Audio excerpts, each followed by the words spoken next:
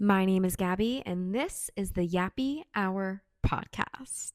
Welcome back here to episode 4. We are so excited to be back once again here on the pod.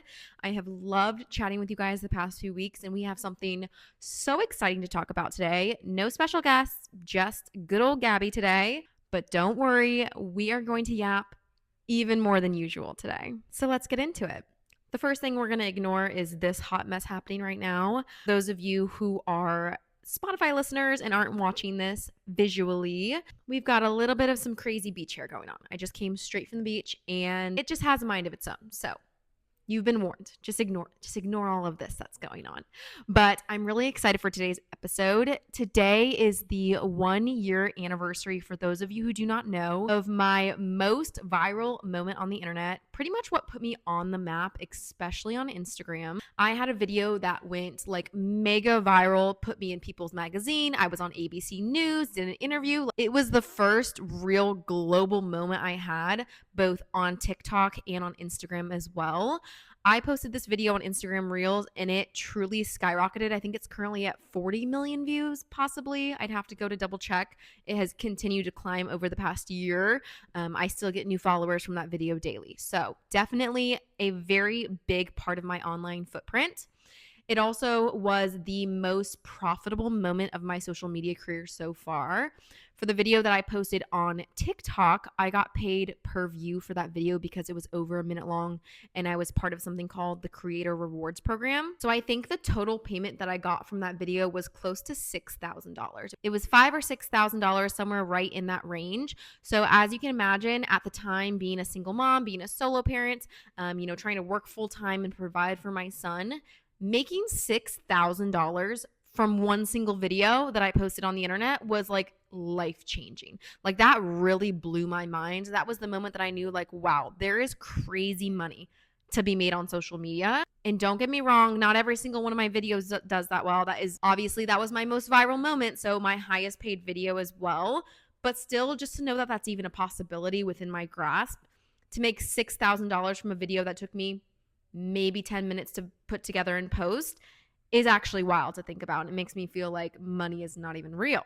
But let's start back at the very beginning for those of you who maybe have not seen the video, who maybe don't even know that it exists. I want to talk a little bit about the backstory of why I filmed this video, how it went viral, and the whole story that it kind of encapsulated. So this time last year, I was a solo mom alone with my 14-month-old at the time. With my son, we had traveled home to the Midwest to visit my family over 4th of July weekend, decided to extend our trip to stay a couple weeks because at the time I was a stay-at-home mom. I was staying home with my son. I kind of just did side gig work. I wasn't doing anything that kind of tied me to being in Florida. And obviously I was making money online. So I was doing social media, really starting to take it seriously, knowing that I could make an income on the app. So I was back home with my family, enjoying our time, enjoying our summer, and it was so much fun. Obviously, our trip came to an end July 19th. We had our bags packed. We were headed to the airport when I got a notification on my phone. I got a notification that our flight had been delayed. Shoot, I thought, okay, well, I don't want to sit at the airport for hours on end with my toddler. So I just turned the car around and said, you know what? We'll just stay a little bit longer with our family, a couple more hours, hang out. When it got closer to our flight, then we would head to the airport. Spoiler alert, we never went to the airport that day. So our flight continued to get delayed until it was just canceled. So at that point, we got rebooked for a flight for the next day. It was the first morning flight out for the day. So I thought, you know what? This feels like a blessing in disguise. One more night home in Kansas before we head home. So we enjoyed it. We loved it. Didn't think anything of it. The next morning, come to find out, the reason why that flight had gotten delayed and canceled was because there was a nationwide IT outage. So some of you guys may remember this happening in real time. There was an IT outage. It was like grounding flights. People couldn't use the computers on the flights. Like, it was like a very scary thing. All of these flights were getting delayed, which caused more flights to get delayed, and it just kind of threw off the very delicate balance of flights and return flights. So at the time, I was not super aware of this. I saw like a few things online about people being like stranded in airports and, flights getting delayed. But I thought it was something that would kind of blow over because I feel like this happens often, especially with like bad weather. One flight gets delayed or canceled, and then it's kind of like a ricochet effect. All the other flights that were connected to that flight also get delayed. So I thought, you know what, surely it'll just kind of blow over. So we head to the airport for my flight. When we got to the airport, there was kind of an eeriness in the airport, and I think it's because a lot of people were delayed at this time and getting rebooked. Again, didn't think anything of it. We got on our flight. As we got on our flight and boarded, they said, oh, wait a minute, we need to deboard. After we were all sitting in our chairs, they said, wait a minute, we need to deboard this flight. So we're sitting in the airport, and lo and behold, our flight gets delayed, gets pushed back a couple hours. I think, okay, no big deal. Again, the flight gets pushed back a couple hours. And I thought, are we seriously not going to make it on this flight? And our flight was a direct flight, by the way. So we were supposed to go directly from Kansas City directly to Florida. So it was just supposed to be one quick and easy flight. So as we're waiting for this flight in the airport, eventually I get a notification that the flight is canceled. I immediately go on the app because I know you have to be so quick when a flight is canceled to quickly rebook. Otherwise, you'll, get on the last flight. So I quickly rebooked. It rerouted me from Kansas to Detroit, which was north, which seemed a little odd to me at the time, but I was like, okay, surely maybe there's just not that many flights. It rebooked me from Kansas City to Detroit and then Detroit to Florida, where I was headed my final destination. Again, at the time, thought nothing of it. I've been rerouted several times. So we get on this new flight to Detroit. Once we get on the flight to Detroit, we, board, no issues there. We get on the flight. Suddenly we're stuck on the tarmac. So we were stuck there. I think we were on that flight for like 2 hours, maybe, just sitting there, no air conditioning, no water. We couldn't get off the plane. We couldn't deboard. So we were just stuck there on that flight. So that was the beginning, right? So this was a little forewarning of what was to come. While we were stuck there on that flight, we were on the aisle seat, me and my toddler, and there was this lovely older man who was sitting in the window seat. My toddler, getting kind of antsy in his pants. I was walking him up and down the aisle. I was doing everything in my power to try to keep him engaged and not throwing a fit and screaming and making everybody else on this plane miserable. This lovely man was like, do you want him to look out the window? Like, I'm happy to switch seats with you. And I was like, no, you're so nice. Like, that's so kind of you. He might just want to peek out the window, but I'm sure like I'm going to have to walk him on the aisle. So I want to stay on the aisle seat. So he was like, hand him over to me. Here, I'll take him. Like, I'll show him out the window. And he had been so kind the whole time. Like, we had been chatting. He told me he was a grandfather himself. And he was just such a lovely soul. And it was like such a light and such a blessing in that moment because it was so stressful being stuck on that plane for 2 hours. And if I was sitting next to somebody who was like being hateful or was annoyed or was just frustrated, I think it would have made me so much more anxious. But he just swooped my son out of my arms, let him see out the window, was letting him look at his phone, was showing him his book and his wallet, and like was just being so kind. So that was the first amazing encounter that we had. And I had at the time my family texting me being like, hey, did you make it? Like, are you on the flight? And I let them know, like, no, we're stuck on this plane. We're trying to, we're not allowed to deboard. We're stuck, but it's just delayed. Like, hopefully we'll still end up going. And so after 2 hours on the tarmac, he was playing with my son and showing him out the window. I don't know what came over me, but I just like snapped a quick picture and video of this man holding my son. And I sent it back home to my family saying, oh my gosh, we sat next to the nicest old man. He's helping play with my son. Like, everything's good, right? Then we finally got good news that the flight was going to continue. We were going to go on to Detroit. Finally, we get to Detroit, okay? Now that we're in Detroit, we're sitting waiting for the connecting flight home to Florida. I'm still thinking like we're making it home tonight, right? And here's little me solo traveling. I have my car seat checked, large checked suitcase, a carry-on backpack that had all my son's diapers, his bottles, like all of those important things. And then I also had my infant son in his stroller. So as you can imagine, like I literally look like a pack mule in this airport. Luckily, most of these items were checked, so I didn't have to deal with them on our layover. I just had the stroller, my son, and our carry-on. So here I am in the Detroit airport. We are sitting at our gate waiting for our flight down here to Florida. We start sitting next to this lovely man. It turns out he's actually in the military and he's a surgeon. So he's in the Navy, I believe. He's sitting there kind of making little comments like, oh, your son's so cute. I have kids kind of his age. How are you guys doing today? How's your travel been? And I'm kind of telling him like the woe of our story of our flight getting delayed to the next day. This flight that we were currently on getting rebooked through Detroit. Us getting kind of stranded on the tarmac, finally making it to Detroit. And I'm like, this is our last flight home. Say a prayer that this goes smoothly because at this point, I'm looking at my phone and watching the news and things are not looking great. Like the IT outage is really starting to affect the flights. Like planes are grounded all over the country. Systems are down. But here in Detroit, everybody seems like, okay, the flight's still going to happen. It's just delayed a little bit. It just kept getting pushed back. And it's so funny to look back and laugh about it now because obviously hindsight's 2020. Everything turned out fine.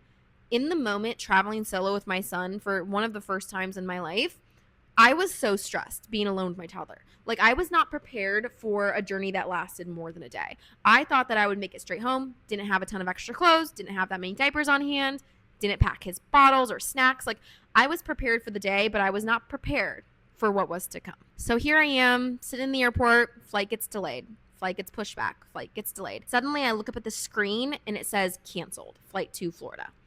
And I look over at this lovely man that we were sitting with and I was like, did you get an email that the flight was canceled? Because normally the notification pops up super quickly.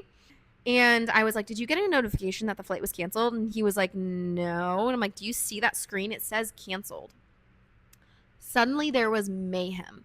Stampede of people running to the help desk.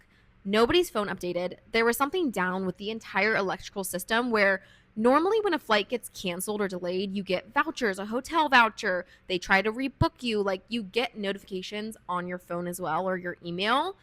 And that was not the case. Like, we got left absolutely stranded with this flight getting canceled. And it was such a nightmare. I remember the stress in my chest of what we had already been through and suddenly realizing, like, I'm going to have to stay here in Detroit overnight with my toddler son.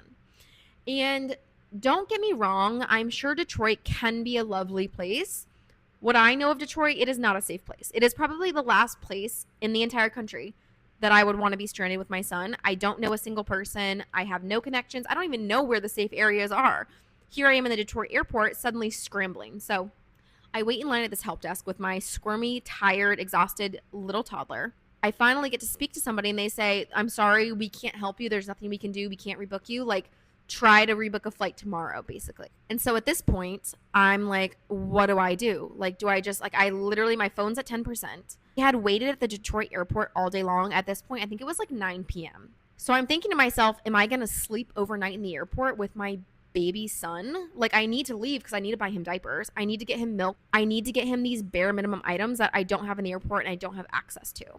So here I am stressing out. I'm trying to call family. People are in bed for the night.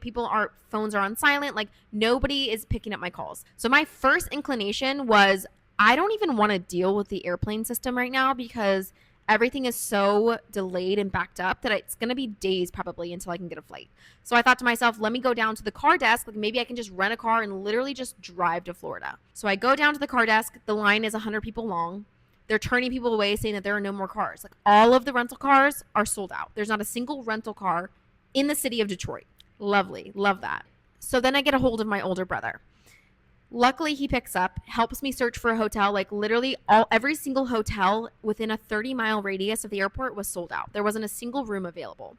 Airbnbs sold out. Like, there were thousands of people that were stranded in the city of Detroit that immediately everything got snapped up. So here I am sitting on the airport floor, sobbing, crying. At this point, my phone's at 5%, and I'm like, what am I going to do? So I tell my brother, like, keep looking, like, try to find me. Even if it's 30 minutes away, even if it's 45 minutes away, like, I will try to Uber and get there.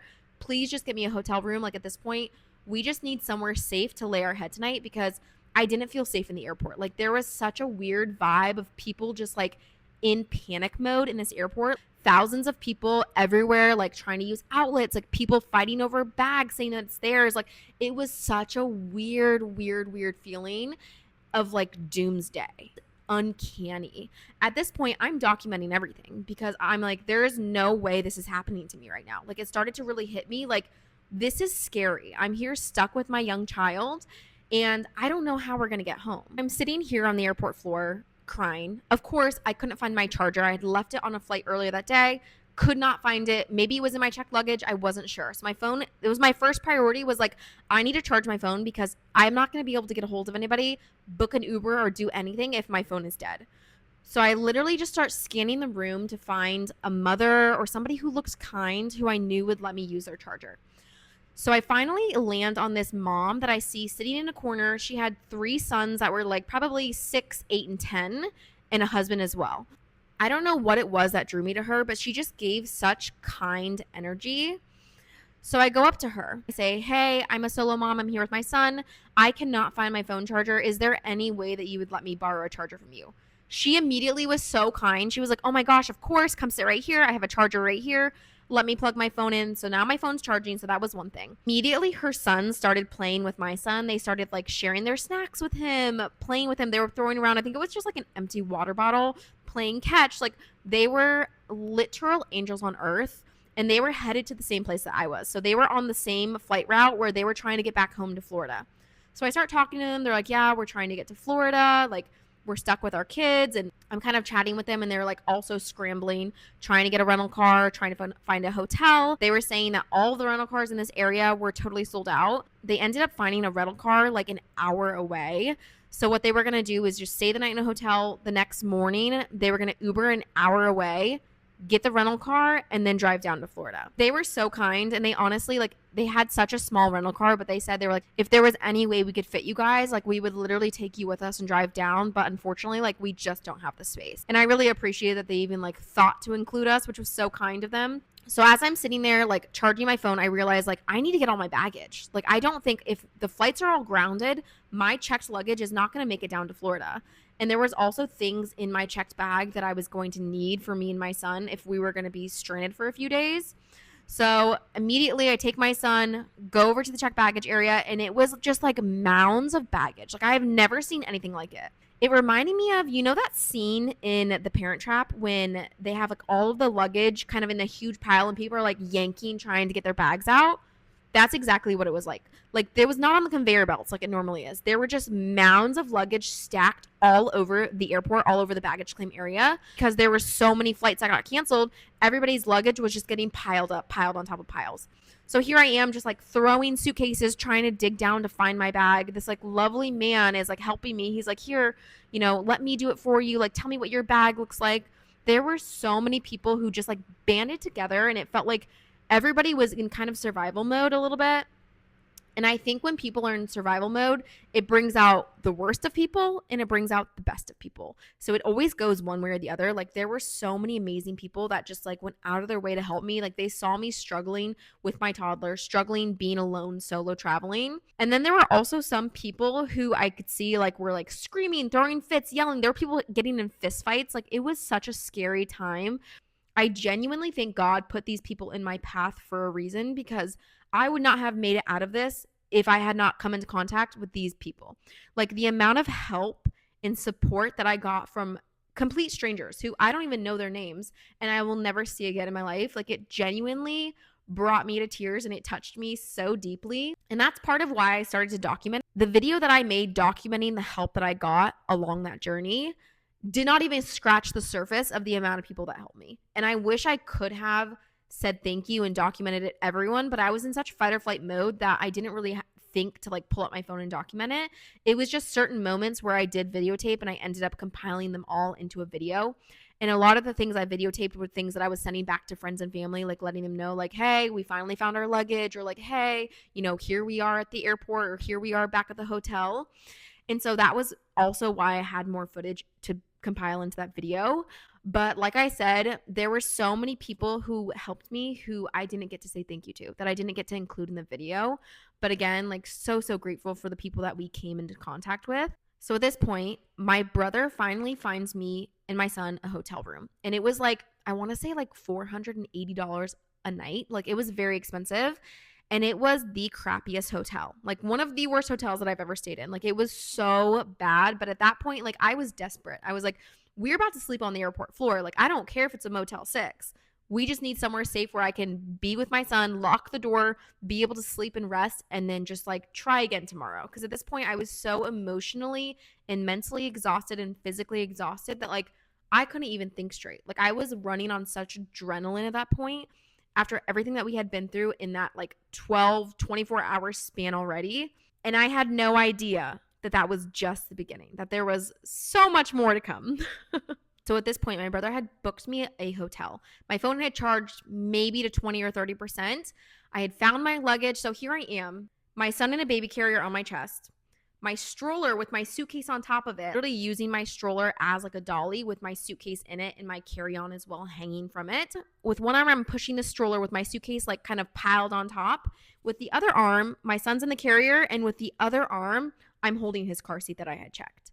So at this point, I did not have a single limb free, right? I'm like trying to get all this stuff down to like where the pickup area is, trying to order an Uber. So I order an Uber. Outside, it's also chaos. Like there are literally hundreds of people just sitting on the curb, like waiting to find a car, waiting to get a taxi service, waiting for an Uber, trying to get places. At this point, it's probably 11 p.m. at night. So we had said goodbye to that lovely family that had helped us, gotten down to our Uber, finally find our Uber, get in this Uber. Luckily, I had a car seat for my son. 45, maybe 50-minute drive to the hotel. Finally get to the hotel, and at this point, it's midnight. So it's midnight. We're getting checked into the hotel. And that's when I realized, like, I don't have milk for my son. Like, every night, he gets a bottle of milk before bed. And in the morning when he wakes up, he gets a bottle of milk as well. And so I'm thinking to myself, like, surely there's got to be something nearby where I can, like, get milk. So I get to the hotel. I walk in the lobby, and I'm, like, trying to check in with my son. He's, like, asleep in the stroller. I have a pile of my suitcases and everything at my feet. And I'm, like, trying to check in, turn around, and I see the same family that had helped me at the airport were walking into the lobby. And I saw the mom and the dad and the 3 little boys. And I was like, what the heck? Like, what are the odds that we get? Detroit's a big city, okay? Like, that felt so crazy to me. I was like, what are the odds? They're like, oh my gosh, you're here. I'm so glad you got a hotel room. Because we had kind of split ways. And they didn't know whether or not, like, where I was going to stay. I didn't tell them. I was just like, thank you for your help. Went down to try and call an Uber. It was so serendipitous that they were also staying and that they showed up right at that moment. Because that was the moment when I was like, I'm going to have to take my son and like walk to the nearest grocery store or try to Uber, find someplace that's open at midnight where I can buy milk. So the dad walks in and he's like, oh my gosh, do you need help up to your room? Like, let me help you get all this luggage. And I was like, well, I do need to put that stuff upstairs, but I think I need to leave. Like, I need to go get milk for my son. And at this point, I'm like on the verge of tears. I'm like, he needs to have his milk for his bottle. And he's like, oh my gosh, I'm not letting you walk out there and go somewhere at this time of night in Detroit. Like, this is not a good area. Like, there's no way. He's like, I'll go find him milk. And his wife was like, yeah, babe, absolutely. Like, go help her. She needs the help. So this lovely man literally walked over a mile and a half to the nearest convenience store, got him a half gallon of milk and walked all the way back. So we're sitting there in the lobby waiting. He comes back. He gives us the milk. I was so grateful. I gave them the biggest hug. And then he was like, oh, we're not saying goodbye down here. Like, I'm going to help you up to your room. So this lovely husband and his sons help carry my luggage, carry everything. They're like, you just carry your son. We will get everything else up to your room for you. Again, I cannot even explain. Like, it's literally making me emotional to think about. I literally had nothing left to give at that moment. And they had no idea. Oh my gosh. I promised myself I wasn't going to cry talking about this. He doesn't even know what an angel he was to me in that moment. When I genuinely had nothing left to give, I was running on zero, okay? Zero from everything that we had been through that day. And also just like having no emotional support, like being a solo parent, I just felt like the world was on my shoulders to try and protect my son and keep him safe when I was thrust into this situation that was so scary. And I just like did not know what was going to happen in the future. And I was feeling very anxious, very scared. Like, are we going to be able to get a flight? Like, how are we going to get home? At that point, I still did not know how we were even going to make it home because there were no flights. There were no flights to rebook. So finally we make it up to our hotel room. I put my son to bed and I sat in the bathroom and I just cried because I felt like I had to keep it together that entire day. Like, I had let myself cry a few times, but really I had not fully let myself be upset about being in the situation. And the minute I knew he was safe, it just hit me. I was just like, this is such a scary thing. Like, it was so traumatic. So I finally went to bed for the night. I exchanged numbers with that lovely family. They said to keep me updated. They wanted to make sure that I made it home safely. That next morning, they left early to go get their rental car and they left on their drive home. I was searching high and low, could not find a rental car. I finally called after waiting on the line for 4 hours on the phone, got a hold of a Delta rep, and they told me the next flight that would leave Detroit and be able to get me home to Florida was going to be in 4 days. So I would have to stay in this hotel room for 4 days in Detroit, no help, no friends, no family, try to make it work and stay there with my son to get on another flight. And at this point, I was traumatized after having several canceled and delayed flights, knowing that there were thousands of people who also had canceled and delayed flights. Like, I just didn't even trust that if I waited the 4 days, that I would even make it on a flight and that we would even make it home. And I was not willing to roll the dice and risk it. So the next best option was to take an Amtrak train. So I started researching online. There was an Amtrak train that went from Ann Arbor, which was probably 30 minutes away from my hotel. There was an Amtrak train that would leave Ann Arbor, go all the way to Washington, D.C., and then from D.C. down to Florida. It was going to be a 3-day trip. So it was going to take me about 72 hours on the Amtrak to fully make it down to Florida. But at this point, that was the quickest option. Like 3 days on a train or wait 4 days and then a maybe of getting on a flight. So at the end of the day, I decided, you know what? we're taking the Amtrak. So I packed up all my things. The Amtrak left at midnight that night. So we spent the day in the hotel. Like, honestly, my son didn't even know what was happening. He probably thought we were having like the best vacation ever, because here we are in the hotel pool, just splashing around, having fun, right? So this was the time when my TikToks and the posts that I was posting on Instagram started to take off. So I was posting that I was stuck in the IT outage and I was filming everything. I was vlogging. When I was sitting there in the hotel room that day, I realized that there was no way that I could safely make it on this Amtrak train for 3 days with the amount of luggage that I had. Like, I was going to have to go through several Ubers, trains, then take a bus, and then go on a train. And it was like literally like trains, planes, and buses, right? And I knew with all of the challenges that I was going to go through for the next 3 days, I just did not feel like I could safely keep track of all of the luggage I had, his car seat, the stroller, and my toddler, without putting myself, one, straining myself way past the point that I needed to of carrying all of this stuff, and two, just the stress of keeping track of everything as well. So I made a decision. I was like, you know what? This is just stuff. I don't need any of it. And so I ended up deciding to leave literally everything behind in that hotel room. I left my entire check suitcase full of clothes, shoes, like everything that I had packed. I literally packed 3 outfits for my son, a pair of pajamas, 3 outfits for myself, only bringing like literally the most important things in my carry-on. So I decided, you know what? I'm just leaving it all behind. It's just stuff. I can always buy more stuff. I decided I needed to bring his car seat just for safety reasons while we're on the Amtrak. Like, I wanted him to have a safe place to sit. And then his stroller, of course, I needed. So those things I did end up bringing. I called an Uber from our hotel to take us the 40 minutes to the train station that night at midnight. So at about 10:30 or 11, I called an Uber, picked us up, this lovely Mongolian man. While we're on this Uber ride, 40 minutes, he starts talking to me. He's like, your son, he's so sweet. Like, I have kids too. They're back home in Mongolia. I'm trying to bring my family here to Detroit. He was telling me how he worked these long 10-hour shifts, and then at nighttime he still Ubered to try to make more money so that he could save up. So I get to talking to this lovely man, and he asked about my destination, and I told him we were going on the Amtrak train and trying to get home to Florida. So I kind of just told him the whole story of like what we had been through up to that point. And he was so kind. When we pulled up to the train station, he was like, I'm not going to let you go sit in that train station for the next hour until your train comes, because it's kind of sketchy. It's not super safe. Like, me being a father, if you were my wife and children and my wife and children were put in this position, I would hope that somebody would also sit and stay and make sure that they were safe. So he was like, you're staying here in my car. It's safe here. He put Miss Rachel up on his phone so that my son could watch Miss Rachel. And again, I just truly felt in that moment like he was an angel on earth that was sent to me in that moment to keep me and my son safe, because it was kind of a sketchy like train station, right? At midnight, there were drug addicts and people literally shooting up heroin on the sidewalk. And I just felt like I was put in this position where I was like,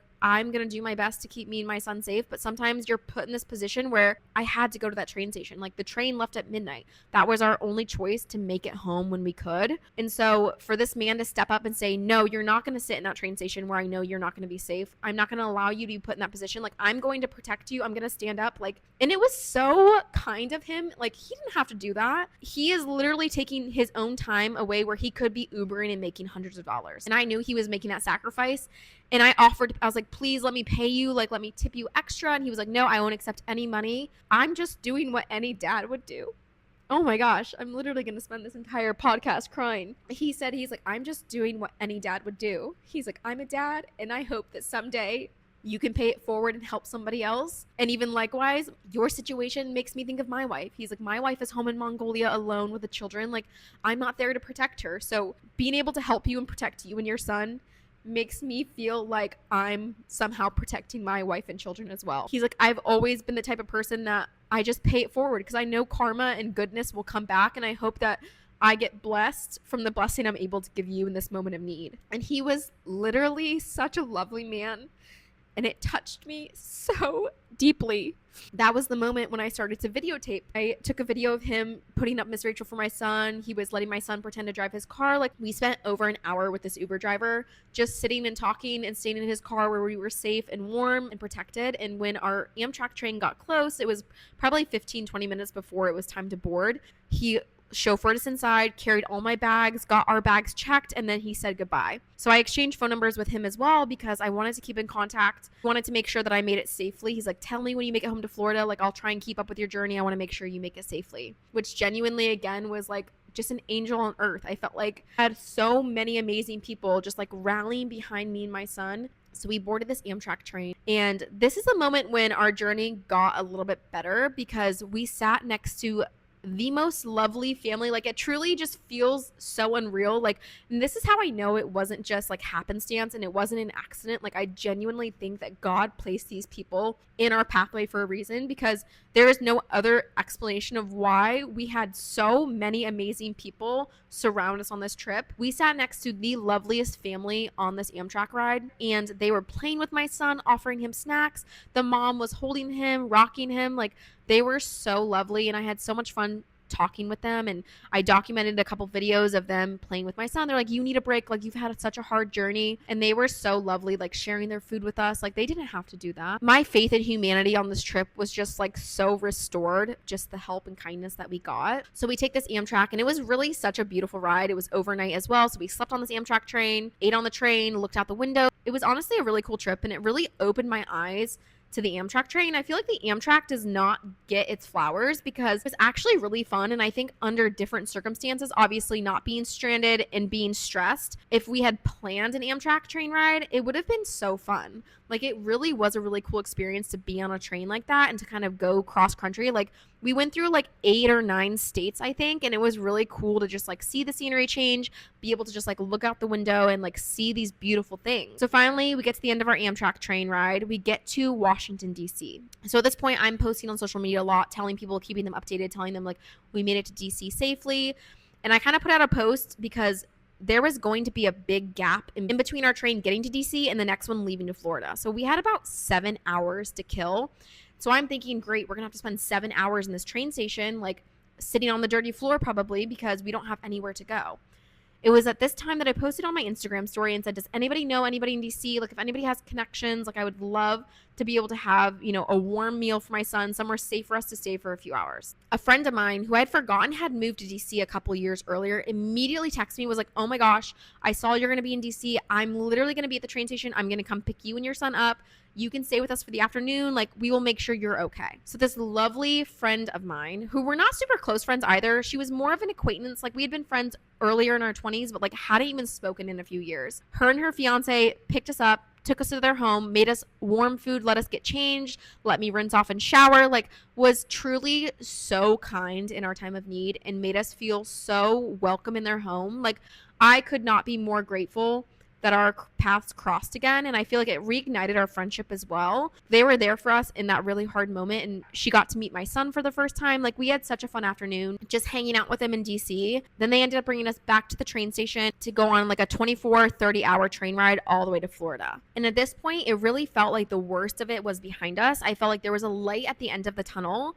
So I really started to relax a little bit, knowing like, okay, we're on this train. The next time we get off, we were going to be home, right? We were on the final leg of our journey on the train, and I was still documenting all of the help, all of the kind people that were helping us along the way.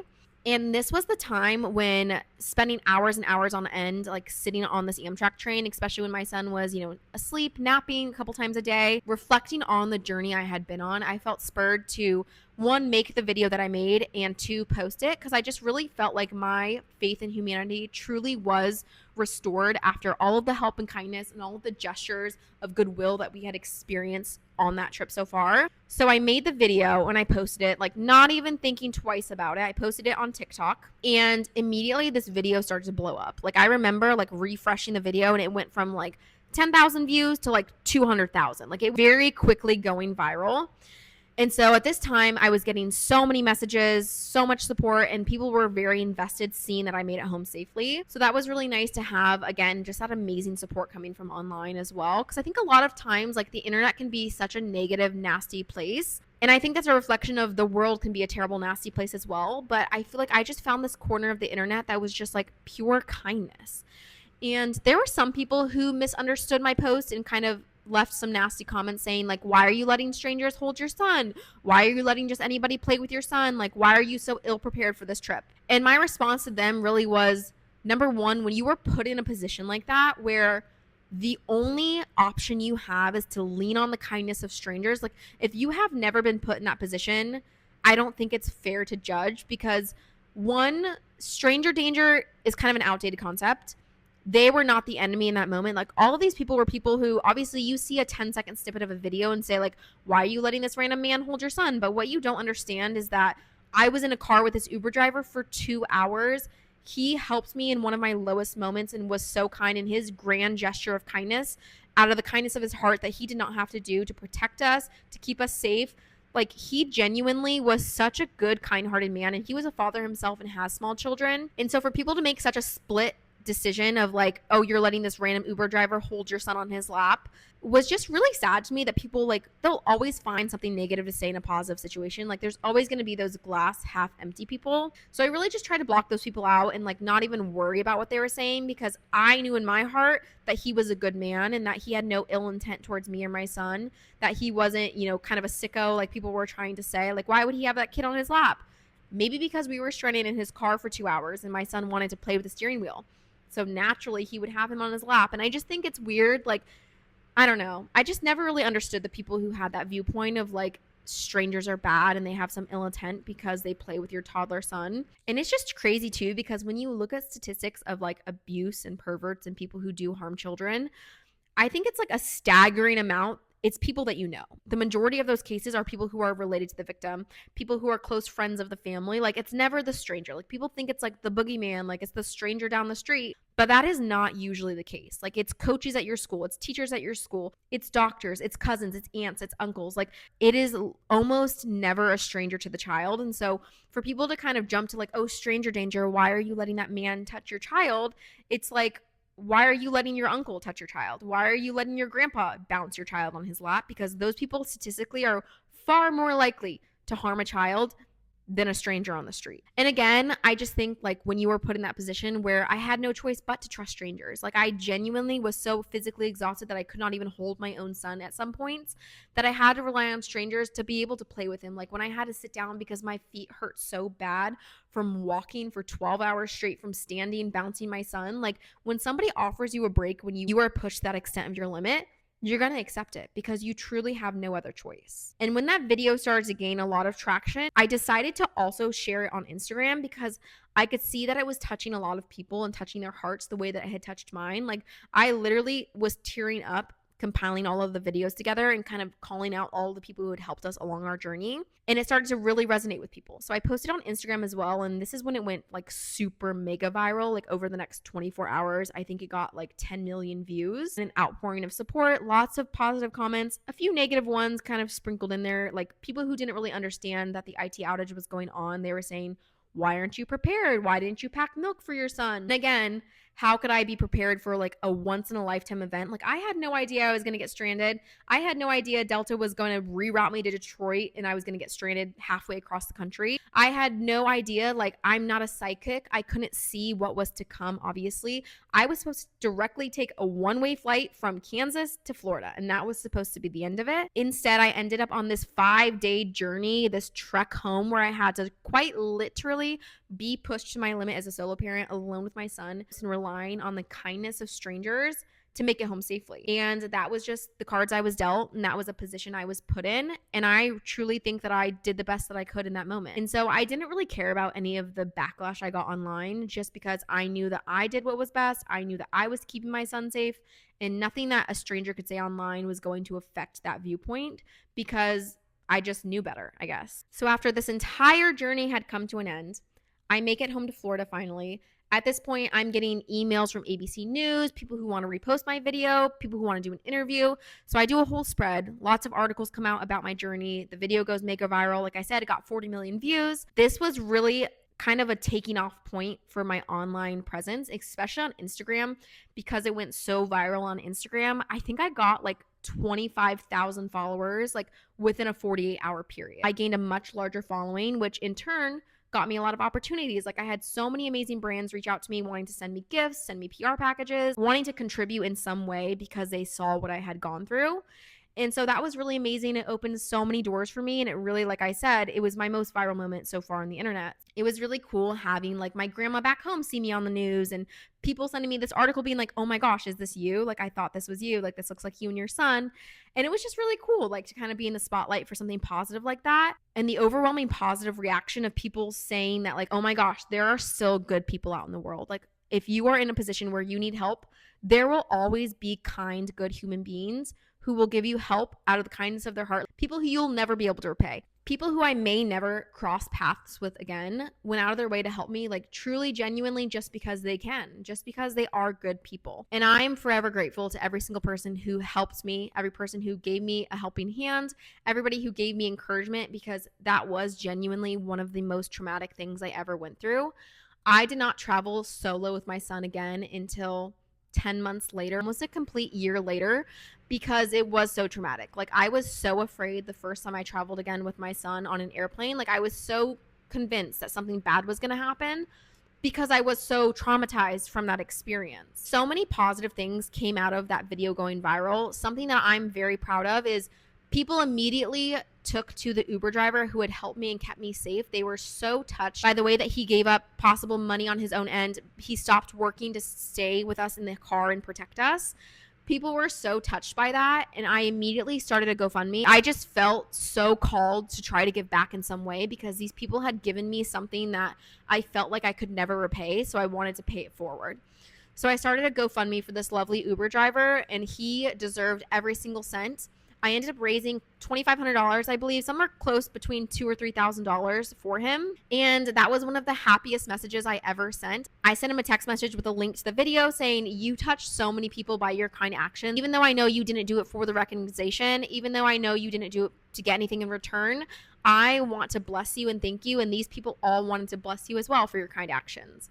So sending him over a Venmo, I asked him for his Venmo, sending him over a Venmo for close to $3,000. He called me in absolute tears saying that I had no idea the impact that that was going to have on him and his family.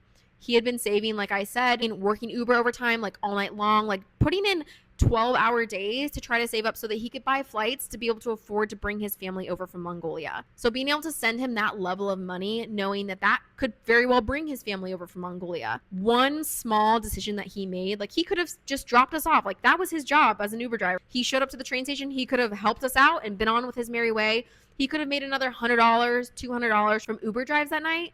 But instead, he said, you know what? There is something so much more important here than money. And he chose to do what was right, to be a kind person, and to give us a safe place to stay. And he got rewarded tenfold.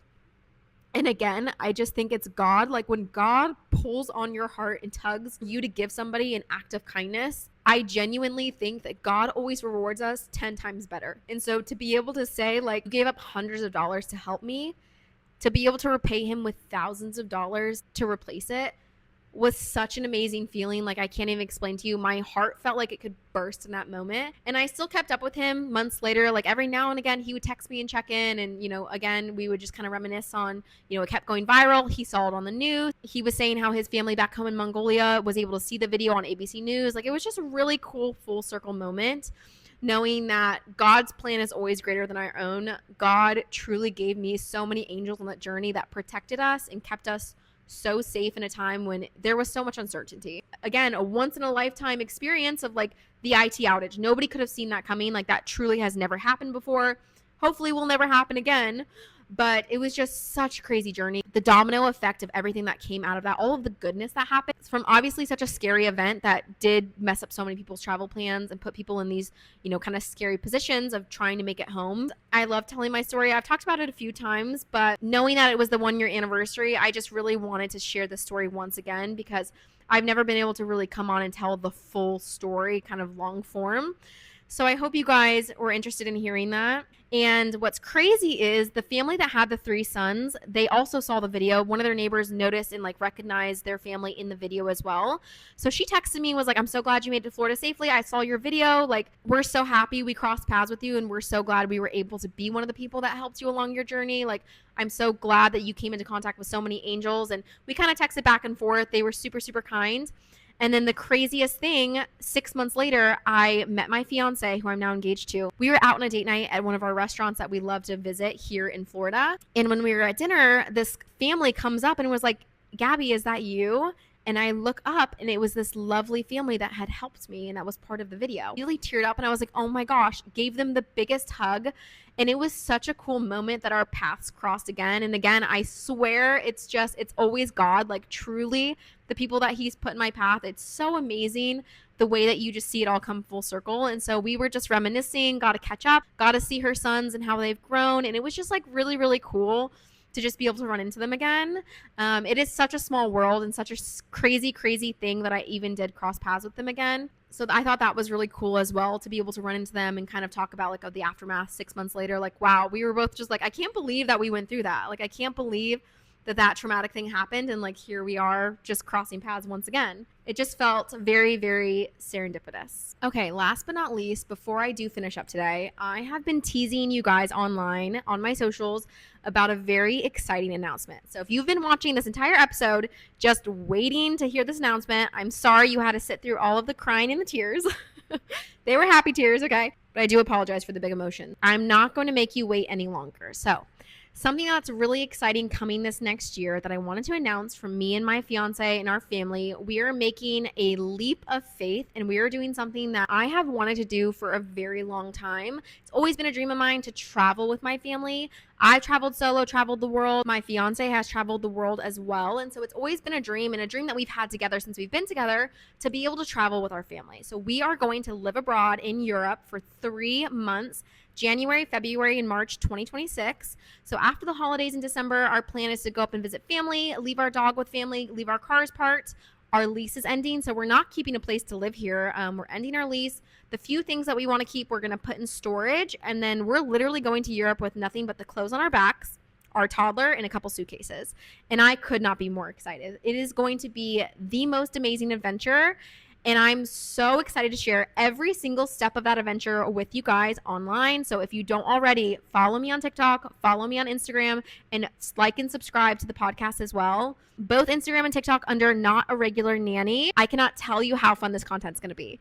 I'm going to document the process of us getting ready to move to Europe. First step is I have to get my toddler son a passport. Unfortunately, he does not have one yet, so I'll be documenting that. That'll be the very first episode. But like I said, you guys are going to see the whole process start to finish. And then, of course, while we're there in Europe, I'm so excited to document what it's like to live abroad in Europe with a toddler and family-friendly places that we go, where we're staying, how we found the places that we stay, how affordable it is. Like, I'm going to tell you guys literally everything.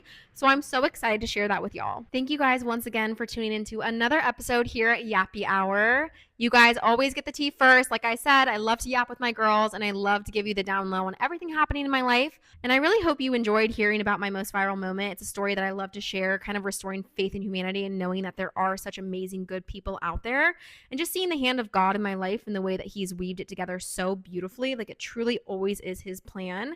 And on top of that, obviously, you're the first to hear about this exciting announcement and this exciting new chapter in my life with my fiance and son. So again, thank you for your support. Thank you for your love. And thank you for watching. I will yap with y'all very, very soon.